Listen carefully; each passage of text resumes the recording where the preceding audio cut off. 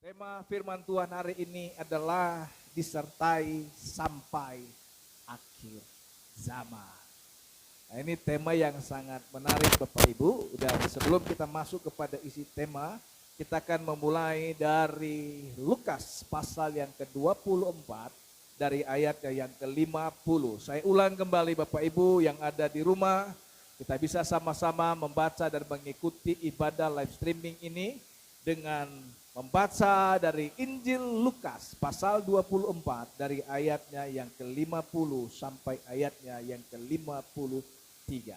Ibu bapak yang sudah menemukan ayatnya, kita akan sama-sama membaca firman Tuhan ini bersama-sama dengan keras dari ayatnya yang ke-50 dengan judul Kenaikan Yesus. 50 sama-sama 32, ya.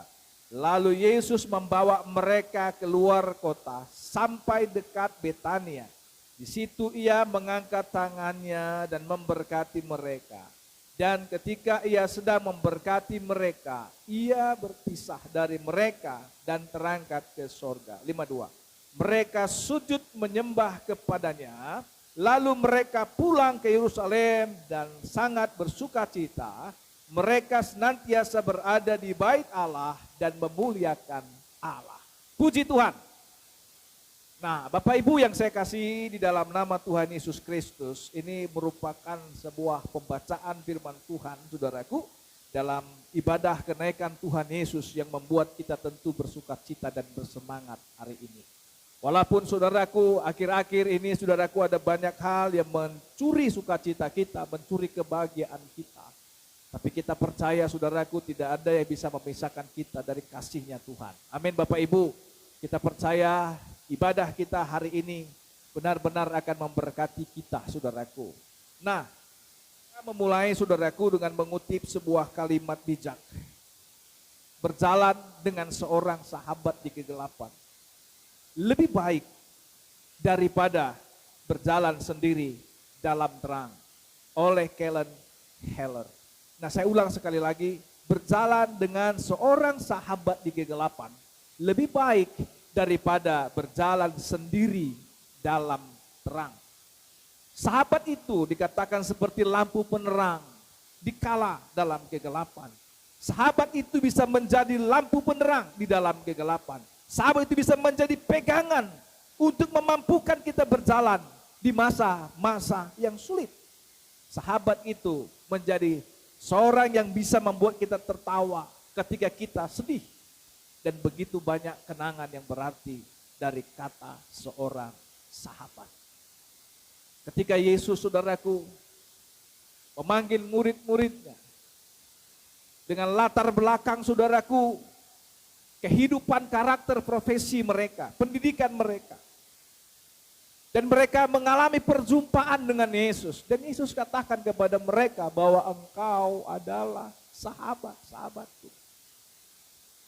Seorang sahabat itu menaruh kasih setiap waktu.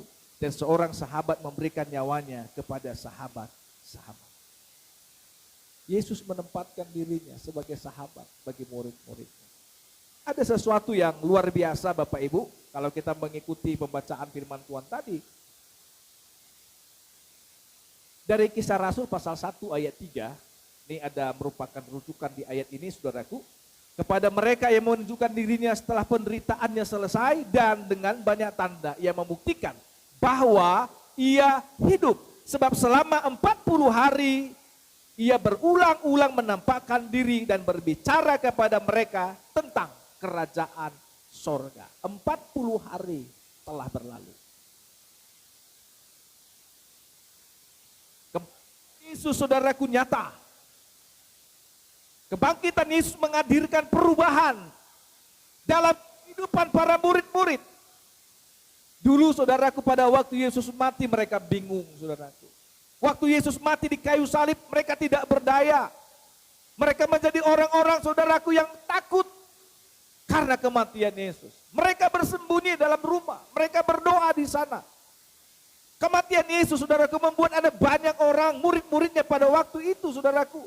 Ada orang yang lari, ada orang yang bersembunyi, ada murid juga yang bunuh diri.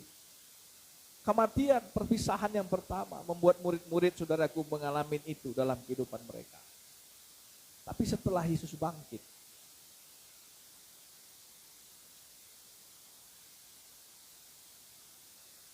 itu yang membuat murid-murid di hati mereka, di pikiran mereka tidak ada keraguan-raguan lagi. Di hati mereka, di pikiran mereka tidak ada ketakutan lagi. Pada waktu Yesus bangkit tidak ada yang namanya kecemasan lagi, saudaraku, intimidasi lagi. Nah, selama 40 hari, saudaraku, ia membuktikan bahwa ia hidup. Dan ia memberitakan tentang kerajaan Allah. Ia berbicara tentang kerajaan Allah selama 40 hari setelah kematian dan kebangkitan. Dia bersama-sama dengan murid-muridnya, saudaraku. Nah, kita bisa melihat dan menemukan beberapa hal. Saya kembali kepada Injil Lukas pasal 24. Bapak Ibu yang ada di rumah yang mengikuti ibadah ini, Bapak Ibu kita bisa kembali membuka Lukas pasal 24 di sini. Saya akan menyampaikan beberapa hal yang menarik sekali di ayat ini, saudaraku. Dari ayat yang ke-50, saudaraku. B-nya. Di situ ia mengangkat tangannya dan memberkati mereka. Luar biasa. Ibadah kebangkitan Yesus, saudaraku, adalah ibadah di mana gereja Tuhan, orang percaya, para murid mendapat kesempatan berkat yang dicurahkan Yesus dalam kehidupan mereka. Sehingga ibadah kebangkitan Yesus, saudaraku, ketika saudaraku dia bangkit dan dia naik. Jadi ketika gereja-gereja mengadakan ibadah yang secara khususnya hari ini ibadah kenaikan Tuhan Yesus Kristus. Ini merupakan sebuah kesempatan yang luar biasa untuk kita menerima berkat dari Tuhan. Di rumah pun kita beribadah, ada berkat Tuhan. Amin. Di gereja kita beribadah, ada berkat Tuhan. Di Betania murid-murid beribadah bersama-sama dengan Yesus. Mereka juga diberkati oleh Tuhan. Dan Tuhan memberkati kita di semua tempat. Berkat spesial di hari kenaikan Tuhan Yesus yang kedua, yang kenaikan Tuhan Yesus ke surga adalah kehidupan kita, saudaraku, diberkati, diberkati, dan diberkati. Berkat ini ya jaminan, Bapak Ibu. Selama kita hidup menumpang di bumi ini, nggak ada jaminan apapun, kecuali berkat Tuhan yang menyertai kita. Berkat Tuhan adalah jaminan bagi kita, perlindungan bagi kita. Waktu Tuhan memberkati umatnya, saudaraku, waduh, ini sebuah berita kabar baik buat kita, Bapak Ibu. Waktu kita mendengar firman Tuhan, diberkatilah engkau oleh Tuhan. Yesus katakan kepada murid-muridnya, orang percaya pada waktu itu, dia memberkati mereka. Sering kan kita mendengar orang bilang, Tuhan berkati ya, Tuhan memberkati ya. Lalu orang bertanya, sejauh mana Tuhan memberkati kita? Jawabnya sederhana. Sejauh kita merendahkan hati, di sanalah Tuhan memberkati kita. Makanya ketika kita dengar orang bilang, Tuhan memberkati, bagian kita adalah merendahkan hati dan berkata, amin. Haleluya. Jadi pada waktu saudaraku murid-murid dibawa ke Betania. Dan pada waktu saudaraku Yesus mengangkat tangannya di situ dan memberkati mereka. Mengangkat tangannya dan memberkati mereka. Saya ulang lagi, Yesus mengangkat tangannya memberkati mereka. Berkat itulah yang merupakan jaminan perlindungan. Berkat itulah yang menjadi jaminan saudaraku penyertaan Tuhan atas hidup umatnya.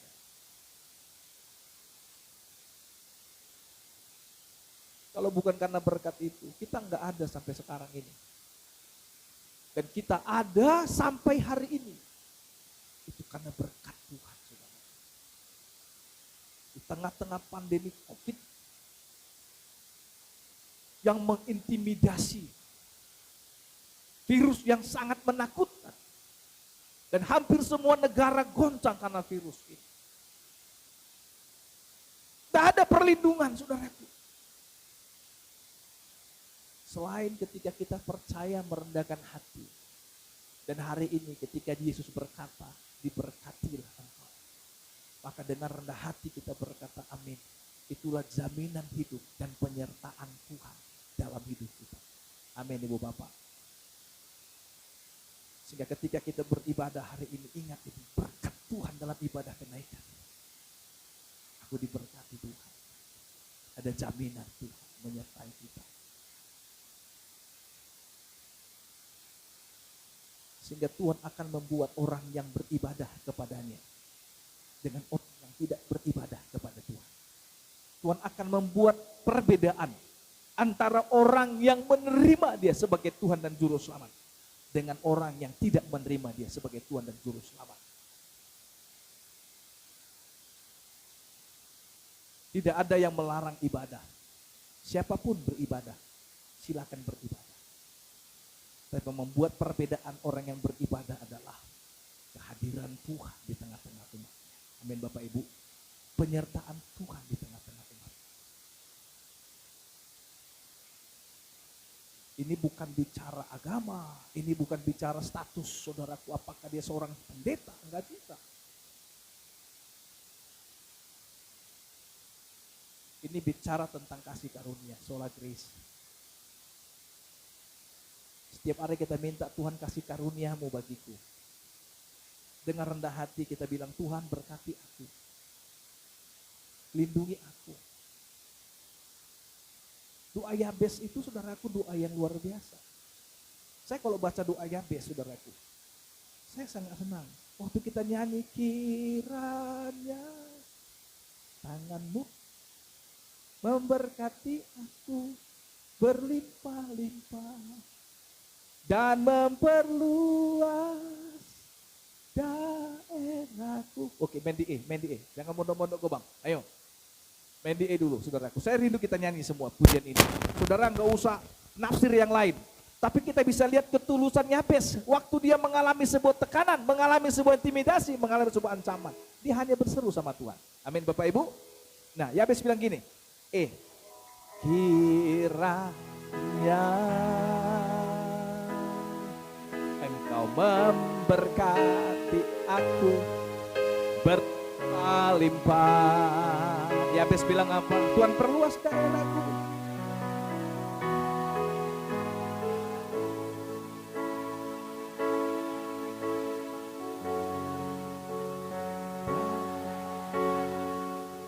Karena Yabes itu susah.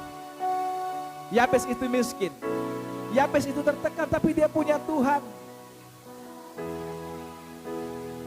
Dia bilang tanganmu Tuhan.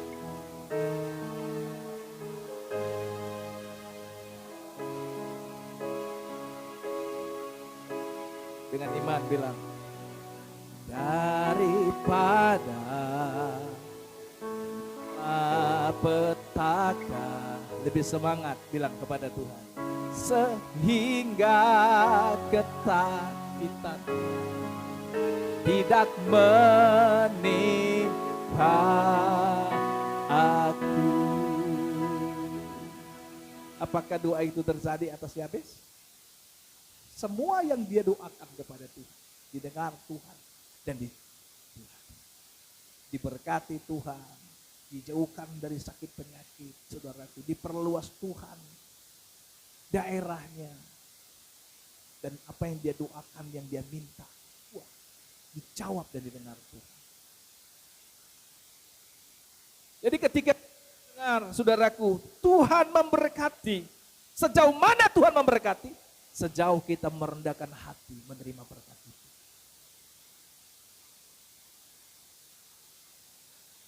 Itu kunci kita diberkati Tuhan saudaraku. Kalau kita udah merasa kita lebih hebat saudaraku dari yang lain, itu berkat tertutup itu. Itu berkat terkunci saudaraku. Tapi pada waktu orang merendahkan hati dan bilang amin, maka berkat Tuhan itu akan mengalir dalam kehidupan kita, Bapak Ibu yang saya kasih dalam Tuhan. Berkat itu sekali lagi adalah jaminan dan perlindungan, pimpinan Tuhan atas kehidupan kita saudaraku. Dulu waktu mereka ditinggalkan Yesus mati, mereka meresponnya dengan negatif. ketakutan, kecemasan, kekhawatiran, kebimbangan, gimana masa depan dan seterusnya. Tapi ini agak berbeda Bapak Ibu. Nah dalam Lukas 24 dikatakan, saudaraku, waktu Tuhan mengangkat tangannya dan memberkati mereka, 51, dan ketika Yesus sedang memberkati mereka, ia berpisah dari mereka dan terangkat ke surga. 52, mereka sujud menyembah kepadanya. Nah, saya bedah di sini Bapak Ibu, ayat ini. Saudaraku, mereka sujud menyembah kepadanya. Merespon kenaikan Yesus ini dengan menyembah Dia. Saya rindu kepada kita semua Bapak Ibu yang mengikuti ibadah ini juga di rumah. Bahkan juga yang ada di tempat ini dan di Resort Medan. Kenaikan Tuhan Yesus ke surga. Mari kita belajar merespon seperti murid-murid meresponnya. Mereka mengambil posisi, saudaraku, mereka sujud menyembah kepada Yesus. Mereka sujud menyembah kepadanya. Siapa yang gak bingung, siapa yang gak heran, siapa yang gak termangu-mangu. Ketika Yesus angkat tangan dan kemudian memberkati mereka, tiba-tiba dia terangkat ke surga.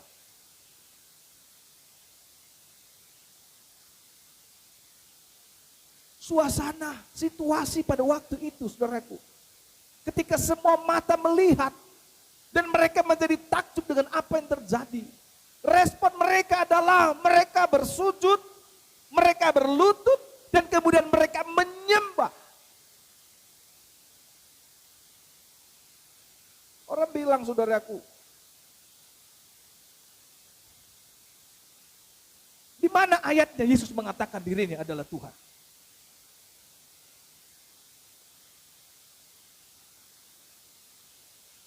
Saya mau tanya Bapak Ibu, apakah murid-murid Yesus tidak paham Taurat? Mereka paham Taurat, mereka mengerti Taurat karena Yesus mengajarkan Taurat juga dalam ibadah. Dan salah satu hukum, saudaraku, adalah jangan ada Allah lain di hadapanku yang berupa apapun untuk disembah. Tapi hari itu, saudaraku, kenapa murid-murid sujud dan menyembah kepada Yesus? Karena mereka mengakui bahwa Yesus Kristus adalah Tuhan, anak Allah yang hidup. Puji Tuhan.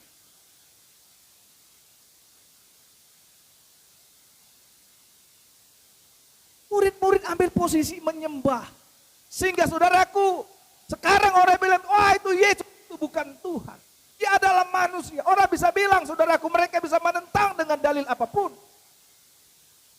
Tapi Filipi mencatat, satu saat dunia dan semua orang, semua lutut akan bertelut, semua lidah akan mengaku, Yesus Kristus adalah Tuhan. Murid gak bodoh. Tapi hari itu mereka tidak bisa menahan lutut mereka untuk tidak berlutut bertelut. Dan suasana itu berubah menjadi suasana penyembahan kepada Tuhan. Menyembah. Haleluya. Mereka memuliakan Yesus sebagai Tuhan, sebagai anak Allah yang hidup. Mereka berglori. Sebab perpisahan, kenaikan Yesus ke surga bukan membawa dampak negatif, dampak yang buruk lagi bagi mereka. Selama 40 hari, 40 malam Yesus bersama-sama dengan murid-muridnya. Dia memberitakan, berbicara tentang kerajaan Allah. Dan dia berbicara tentang kehidupan yang kekal. Dia berbicara, nanti aku akan pergi ke rumah Bapa dan aku akan menyediakan tempat bagimu. Aku akan kembali lagi untuk menjemput engkau. Murid-murid pernah mendengar Yesus bilang, anak manusia harus mati dan dia akan bangkit pada hari yang ketiga. Semua itu terjadi. Yang membuat murid-murid tidak ragu lagi. Selama 40 malam, saudaraku. Dia berbicara tentang kerajaan Allah. Gak ada bicara yang lain selain kerajaan Allah. Sebab dia tahu waktunya gak lama lagi. Dia harus bentuk murid-muridnya. Dia harus jadikan murid-muridnya menjadi orang-orang yang kuat, menjadi orang-orang yang mantap, menjadi orang-orang yang berdedikasi kepada Tuhan. Bukan menjadi orang-orang penakut, bukan menjadi orang-orang pengecut di akhir zaman.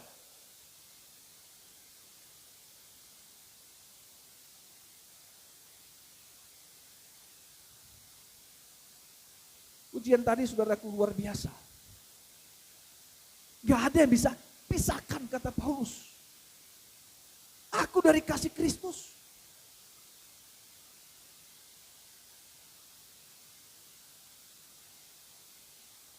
Karena apa dikatakan Paulus itu adalah tantangan yang terjadi dalam kehidupannya.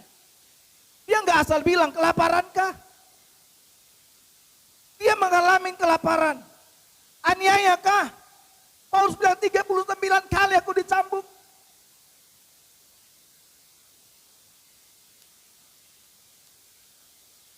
Apa saudaraku, bahaya. Dia pernah dipagut ular, saudaraku, ular berbisa. Dan biasanya orang akan melihat dalam hitungan beberapa waktu, saudaraku, tidak lama orang yang kena pagut ular itu akan mati. Tapi Paulus nggak apa-apa, saudaraku, sampai orang bilang ini orang dewa kah? Kenapa dia nggak mati di pagut ular? Semua itu dialami Paulus. Pedangkah? Ketelanjangankah? Aniayakah? Tidak akan dapat memisahkan aku dari kasih Kristus. Dan itulah bagian orang-orang yang selalu membicarakan kerajaan Allah. Kerajaan Allah, kerajaan Allah, kerajaan Allah, kerajaan Allah. Kalau kita selalu bicara COVID-19, COVID-19. Saya percaya, saya yang menyampaikan pun lemah, apalagi jemaat yang mendengar. Haleluya. Hampir haleluya semua bilang. Sama-sama lemaslah kita, saudaraku. Kalau COVID yang dibicarakan, saya bukan ahli virus. Jadi saya tidak perlu bahas virus yang berlebihan, saudaraku. Kita perlu bahas tentang kerajaan Allah. Kalau kerajaan Allah turun atas kita. Alkitab bilang, waktu ada orang yang kerasukan setan, setan itu pergi. Kerajaan Allah sudah turun atas. Artinya, saudaraku, kalau kerajaan Allah turun atas kita, sesuatu pasti terjadi. Mujizat pasti terjadi. Kuasa akan terjadi. Amin, Bapak Ibu. Penyertaan Tuhan akan terjadi. Berkat Tuhan akan dicurahkan bagi kita. Sehingga semangat kita bangkit, sukacita kita bangkit, saudaraku, menghadapi tantangan kah, intimidasi kah, apapun itu.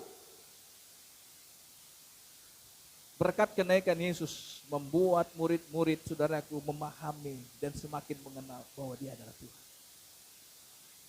Mereka ambil posisi sekali lagi. Mereka berlutut dan mereka menyembah Tuhan. Waduh, luar biasa. Penyembahan yang luar biasa. Mengiring, mengangkat. Bagaimana, saudaraku, di awan-awan. Yesus bilang begini. Seperti kau melihat aku terangkat ke surga. Beginilah nanti datang ke engkau.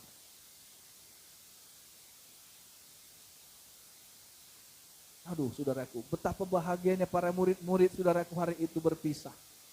Saya katakan seorang sahabat itu, saudaraku, berjalan dalam kegelapan lebih baik berjalan dengan seorang sahabat, karena dia bisa menjadi penerang ketika kita dalam kesusahan. Tapi hari itu sahabat yang baik itu berangkat ke surga. Tapi yang kita bilang, saudaraku, dari Lukas 24 ayatnya yang selanjutnya dikatakan 52 B-nya. Lalu mereka pulang ke Yerusalem, Bapak Ibu perhatikan, dengan sangat bersukacita. Bukan hanya bersukacita, tapi ada kata sangat bersukacita. Wih, luar biasa Bapak Ibu, ini kabar baik. Ketika kita beribadah dalam ibadah kenaikan Tuhan Yesus, saudaraku, seharusnya kita beribadah ini dengan suasana yang sangat bersukacita. Haleluya. Dalam suasana penyembahan, saudaraku, yang luar biasa. Ini perbedaan perpisahan. Yang pertama kematian, dan perpisahan dia terangkat ke surga. Dia naik ke surga, saudaraku. Murid-murid justru merebahkan diri, menyembah, memuliakan Tuhan, saudaraku. Dan mereka pulang ke Yerusalem, saudaraku, dengan suasana yang baru, dengan sukacita yang baru, saudaraku, yang mereka miliki ketika mereka menerima berkat yang dari Tuhan. Jadi sukacita itu adalah berkat dari Tuhan. Ketika engkau berani menghadapi konsekuensi hidup, itu juga berkat dari Tuhan.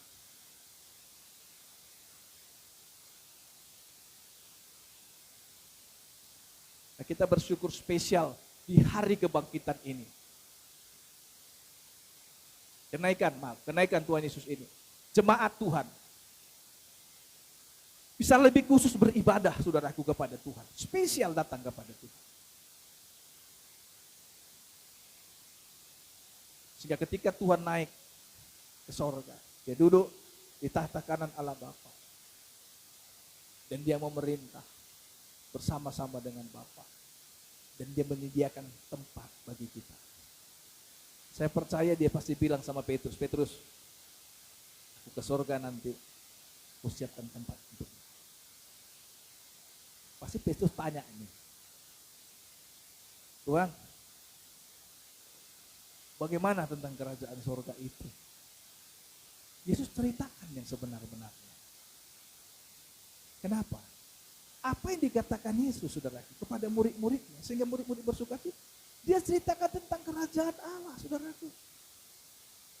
Bagaimana lantainya, bagaimana dindingnya, saudaraku. Enggak ada satu pendeta pun yang bisa tepat melukiskan hamba Tuhan, melukiskan tentang sorga.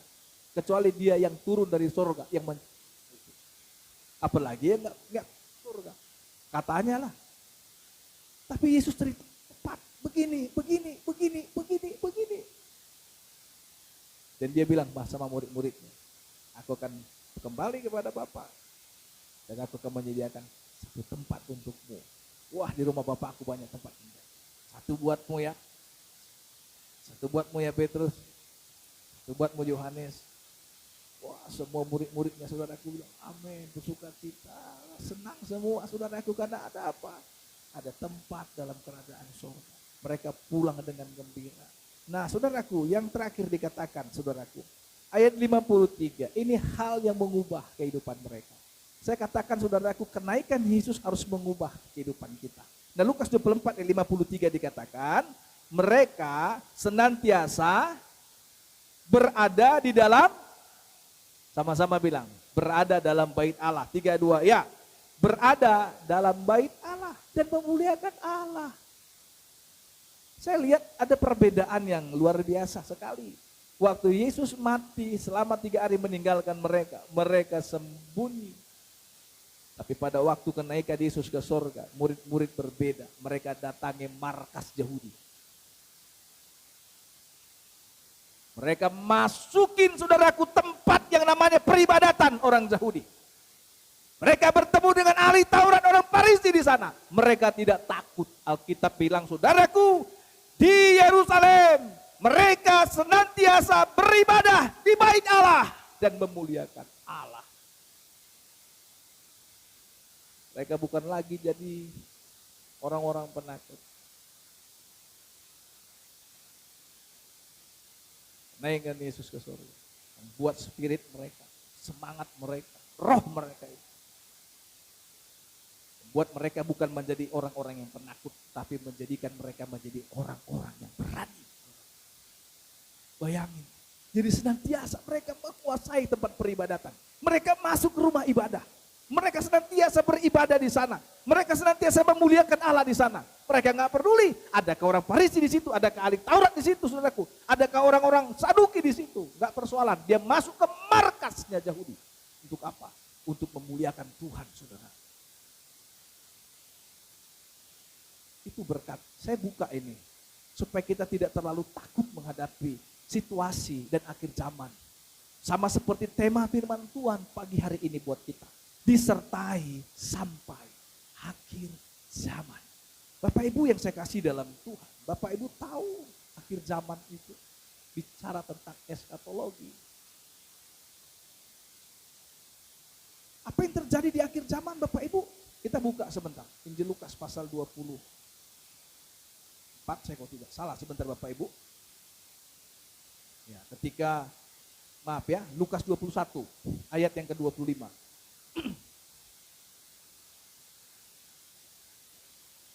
Ya.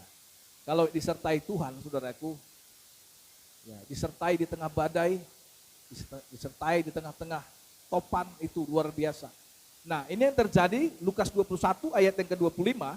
Dan akan ada tanda-tanda pada matahari dan bulan dan bintang-bintang. Dan di bumi bangsa-bangsa akan takut dan bingung menghadapi deru dan gelora laut. Orang akan mati ketakutan karena kecemasan berhubung dengan segala yang akan menimpa bumi ini. Sebab kuasa-kuasa langit akan goncang. Pada waktu itu orang akan melihat Anak Manusia datang dalam awan dengan segala kekuasaan dan kemuliaannya. Dan apabila semua itu mulai terjadi, bangkitlah, angkatlah mukamu, sebab penyelamatmu sudah dekat. Sama-sama bilang, Tuhan sudah dekat. Alkitab bilang, kau bukan tunduk dan takut, tapi angkatlah mukamu, bangkitlah. Disertai sampai pada akhir zaman, saudaraku, eskatolog, hari kedatangan Tuhan ini tidak main-main. Ketika dia bilang pada murid-murid, beritakan Injil, ajar, baptis mereka, jangan takut, aku menyertai engkau sampai kepada akhir zaman. Cerita akhir zaman bukan cerita yang menarik. Alkitab, saya ulangi lagi, tanda-tanda pada matahari, bulan dan bintang. Saya nggak tahu, saudaraku, saya bukan ahli di meteorologi dan geofisika, saudaraku. Tapi Alkitab, bahkan juga sekarang NASA menemukan apakah betul atau tidak matahari dalam keadaan lockdown, terkunci, dan akan mengalami yang namanya, saudaraku, musim dingin. Atau panas ekstrim. Jadi susah ditebak. Tapi kalau itu pun terjadi, bagaimana, saudaraku, terjadi dengan matahari, terjadi dengan bulan, terjadi dengan bintang-bintang. Lalu yang terjadi lagi, saudaraku, di bumi, bangsa-bangsa akan takut dan bingung menghadapi deru dan gelora laut. Ada laut yang sampai naik 15 meter. Orang sebut dengan tsunami. Dengan gelora, dengan menghadapi deru gelora laut. Laut, saudaraku, juga satu kali, saudaraku, akan menunjukkan juga ya keadaan yang sangat mengerikan. Di laut, transportasi apalagi bisa dipakai. Kalau sudah gelombang menderu, saudaraku, semua terjadi. Nah, ayat 26 bilang, orang, saudaraku, akan mati ketakutan karena kecemasan berhubung dengan segala apa yang menimpa bumi ini. Jadi ada orang yang mati bukan karena sakit, karena deru, bukan karena air laut yang naik, tapi ada orang yang mati karena apa? Kecemasan, ketakutan. Jangan ini terjadi. Saya rindu, saudaraku, Alkitab bilang, angkatlah mukamu, bangkitlah, sebab penyelamatmu sudah dekat. Inilah yang membuat kita berbeda. Ibu bapak, saya mau ajak kita, saudaraku, menghadapi situasi di zaman akhir atau akhir zaman ini. Justru sesuatu yang akan Tuhan bangkitkan adalah kehidupan kerohanian orang percaya. Angkat muka. Ini doa Daud. Ketika Daud berjalan, saudaraku, dan musuhnya mengelilingi dia. Daud bilang, sekarang terangkat kepalamu, hadapi lawanmu yang berada di sekelilingmu, dan mulut memuji, bermazmur bagimu, bersorak bagi kebesaranmu. Tanda orang yang mengangkat mukanya adalah orang yang berjalan dengan tanda kemenangan. Haleluya. Jangan mati karena ketakutan, kecemasan. Jangan jadi pengecut dan orang yang tawar hati di akhir zaman. Saya mau katakan, inilah kabar baik, saudaraku, dalam ibadah kenaikan Tuhan Yesus. Mari angkatlah mukamu. Berjalanlah sebagai seorang pahlawan.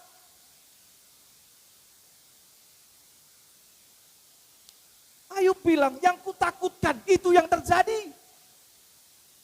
Yang kukhawatirkan itu yang datang menimpa aku. Apalagi?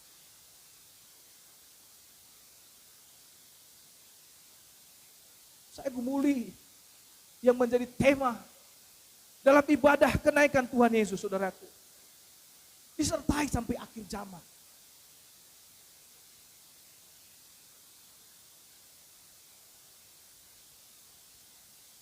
Dan ini, saudaraku, adalah suatu masa di mana gereja harus berjalan dengan semangat, dengan kepala yang terangkat, gak masalah. Kita tidak tahu, saudaraku, mau virus apapun muncul, saudaraku, tapi kita punya Tuhan yang mampu memberkati kita, menyertai kita sampai kepada akhir zaman. Saudaraku, dulu kolera juga virus, pes juga virus, SARS juga virus. Di New York ada sebuah tempat pembuangan, saudaraku, saya kemarin ikutin itu. Agak jauh dari kota itu dan ada pulau di tengah-tengah laut dan itu merupakan sebuah tempat isolasi orang-orang sakit. Pes dan kolera itu. Dan orang-orang sakit dibikin di situ. Gak ada obat. Dan itu menjadi kota mati. Di situ banyak tulang berserakan. Bangunan yang megah, bangunan yang mewah di tengah-tengah hutan. Dan tidak ada orang yang berani sampai sekarang memasuki tempat itu.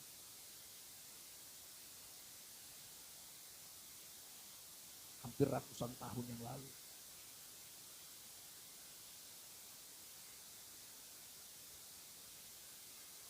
Sekarang kita berhadapan.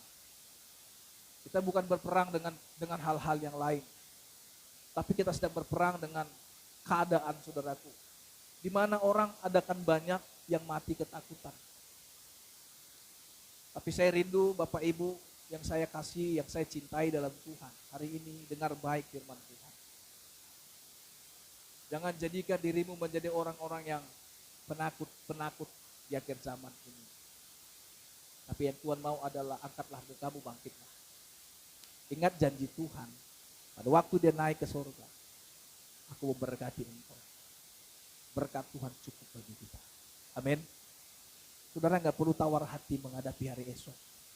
Apa yang terjadi, jalani bersama dengan Tuhan. Kalau Tuhan sudah bilang kusertai kau sampai kepada akhir zaman. Akhir zaman ini masa-masa yang tidak baik, masa-masa yang tidak enak, saudaraku. Tapi sampai itu Tuhan nggak pernah lepaskan tangan kita. Akhir zaman sampai Tuhan datang yang kedua kali, dia tidak pernah lepaskan tangan kita. Orang bisa menafsir akhir zaman dengan teori, dengan alegori, dengan bagaimana menafsir mereka, saudaraku. Tapi Alkitab mencatat, angkat muka, berjalanlah, sebab penyelamat sudah dekat. Ini menjadi pegangan kita, saudaraku. Tuhan yang kita percaya, yang lebih kurang 2000 tahun yang lalu naik ke surga. Dia yang berjanji, aku akan datang kembali untuk menjemput. Orang-orang yang mengasihi Tuhan adalah orang-orang yang mendengar suaranya dan melakukan kebenaran firman Tuhan. Kesukaran-kesukaran yang terjadi, air mata yang terjadi.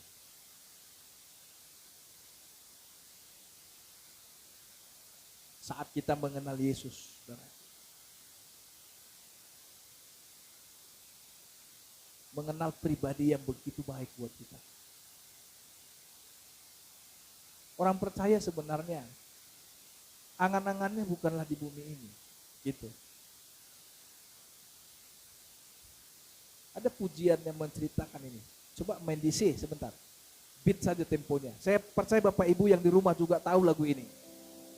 Tiap langkahku diatur oleh Tuhan dan tangan kasih-Nya memimpinku di tengah gelombang dunia menakutkan.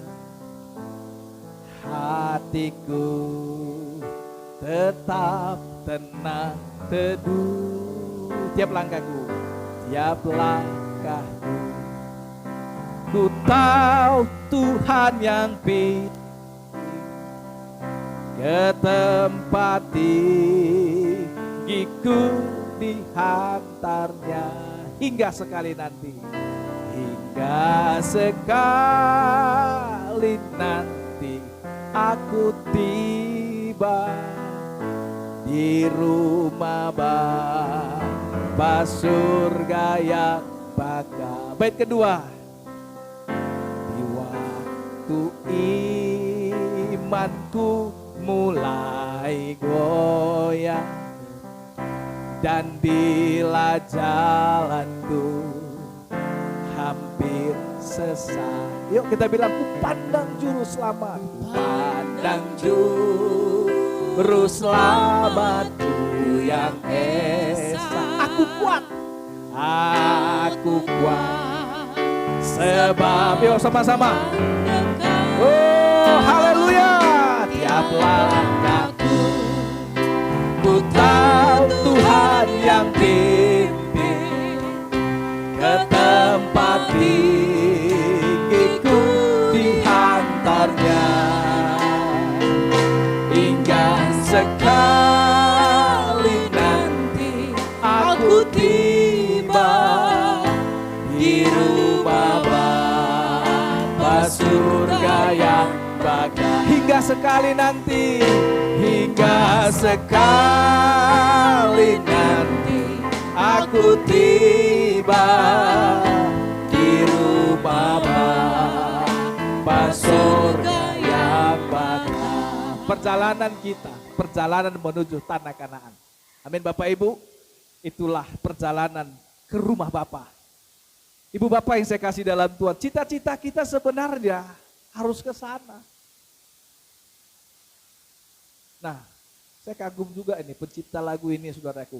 Diinspirasi oleh Roh Kudus menciptakan sebuah pujian yang sangat indah. Dari kecil saya sudah nyanyikan lagu ini, tiap langkahku diatur oleh Tuhan, tiap langkahku dipimpin oleh Tuhan. Di waktu imanku mulai goyah, imanku mulai lemah. Dan bila jalanku hampir sesat.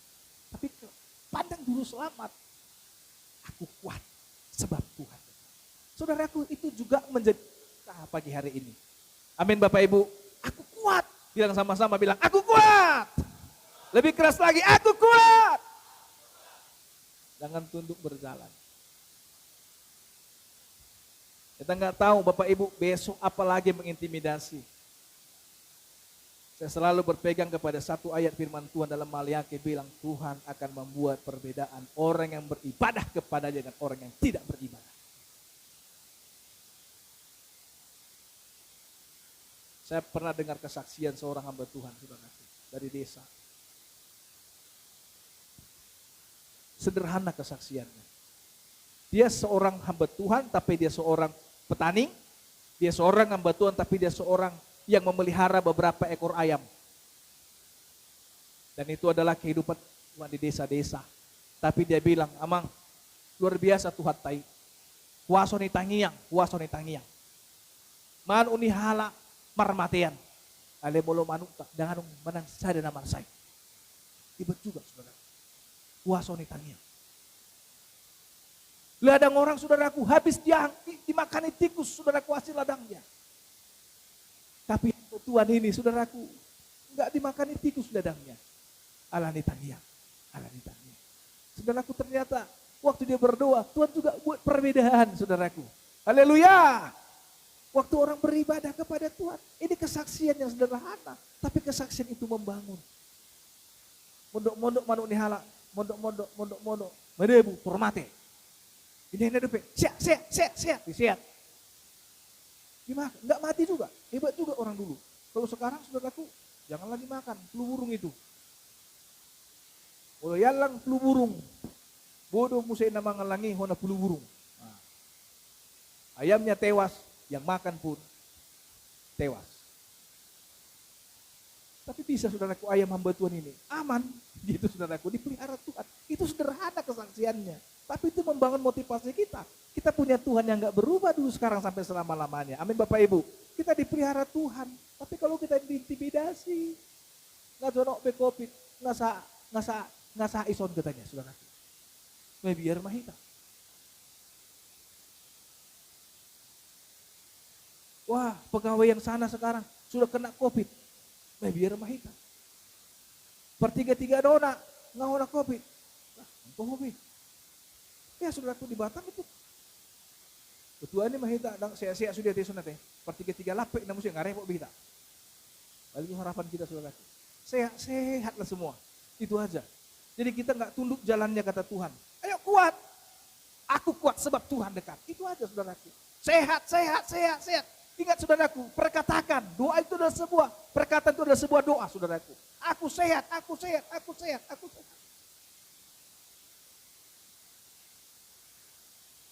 Tapi saya nggak ada jemaat untuk ekstrim ya. Ikuti tetap standar yang dianjurkan oleh negara. Ikutin, gak apa-apa, diikutin saudaraku. Cuci tangan, apa cuci tangan, bersihnya itu. Pakai masker, ya pakai masker itu. Saya pakai masker kemana-mana. Karena bagi saya saudaraku, ya jangan kita yang menularkan atau orang lain menularkan ke kita. Sama-sama menjaga itu lebih baik. Ya kata pemerintah, stay at home. Ya stay at home. Saya selama di rumah banyak yang mengerjakan. Saya bersihkan saudaraku semua. Pekarangan ini saya tata halaman. Saya bersihkan semua saudaraku. Saya panjat seng. Ya nggak pernah manjat seng setahun. Lampu di kamar saudaraku hanya tarik kabel. Tarik kabel ke sana supaya nyala. Tarik kabel. Tapi karena lockdown ini, ku panjat seng. Ku bongkar saudaraku seng atas. Ku cari di mana kabel yang mati. Kabel, oh ternyata putus. Tinggal menyambung. Bisa juga. Jadi semuanya bisa mendampak hal yang baik. Ya cuci tangan, kenapa? Cuci tangan. Bersih tangan kita. Ikutin untuk sementara waktu kata negara. Ayo kita bantu untuk itu. Tapi saudaraku jangan kita menjadi orang-orang yang lemah. Ayo bangkit. Hidup normal kata Bapak Presiden. Artinya lakukan yang menjadi bagian kita. Tapi ikuti standar pemerintah. Gak ada yang bisa menjamin sampai kapan wabah COVID ini berhenti. Gak ada yang menjamin. Kecuali paranormal. Namanya sudah paranormal. Bisa normal, bisa parah. Saya heran juga, kok parah normal saudara. Ya bisa normal, bisa parah. Masa dia bilang akhir bulan ini selesai COVID. Yang saya itu neraku. Tapi dalam hati saya begini, kalau dia punya kepercayaan seperti itu, kenapa kita nggak lebih lagi? Besok pagi selesai, katanya kenapa? Selesai buat kita. Udah, Tuhan aku percaya, Tuhan kasih antibody yang baik. Tapi jangan panggaron. Tetap ikuti standar yang diaturkan pemerintah.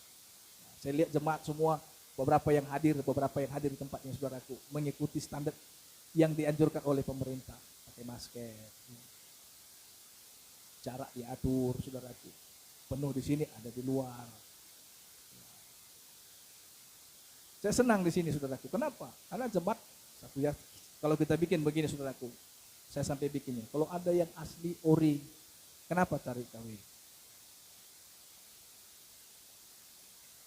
Segala sesuatu minta hikmat dari Tuhan. Itu aja. Jadi doa kami sebagai hamba saat ini, sehat-sehatlah semua jemaat Tuhan. Secara khusus saudaraku gereja Pentakosta yang kami kasih di seluruh Indonesia. Puji Tuhan.